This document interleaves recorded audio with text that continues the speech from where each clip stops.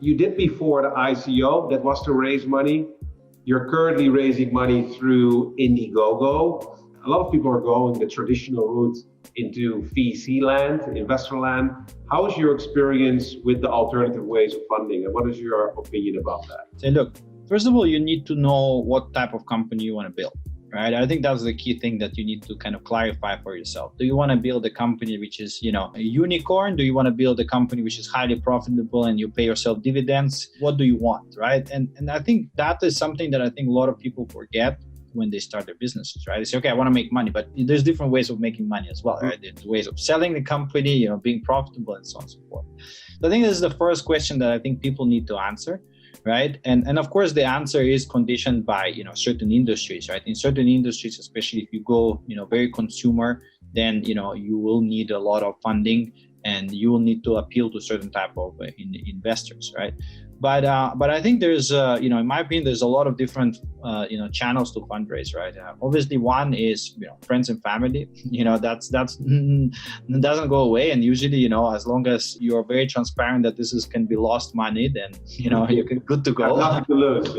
Yeah, that's one. I mean, obviously, then you have your angel investors that are individuals that are backing companies and they do have spare money, and they usually, I've seen from my experience, they're very helpful. They just give you the money, they support you in whatever your journey is. Obviously, there is other things like VCs, right? They can give you a lot of money. They can give you also pressure that sometimes you might need, right? If you really want to build a big company.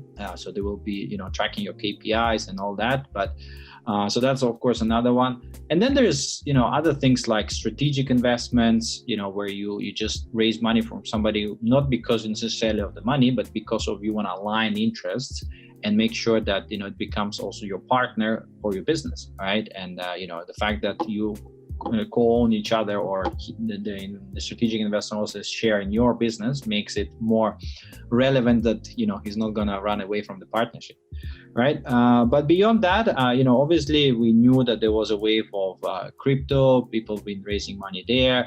But also things like Indiegogo or Republic.co, another platform in the US, are alternative ways of fundraising, right? And the crowdfunding ways of fundraising are divided mainly in two. One is where you sell your product before it's fully ready, right? And this is more your Kickstarter, your Indiegogo platforms. And the other one is more Republic.com, I think it's called, where you fundraise through, basically you give out your equity, and it's still a crowdfunding platform. So those two work slightly different, right?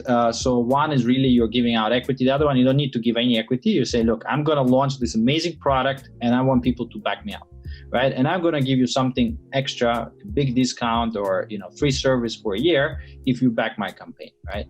And this is, and we've seen that Kickstarter and Indiegogo have been extremely successful in attracting funds. I think Indiegogo attracted more than several $1 billion and right.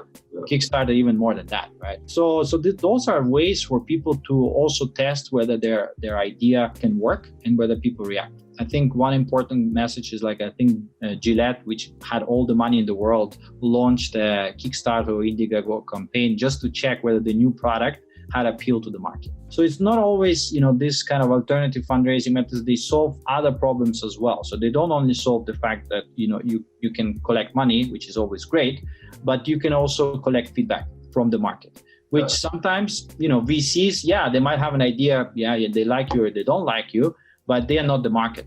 All right. So we know that the final truth is the market, right? So that's also another advantage of those campaigns.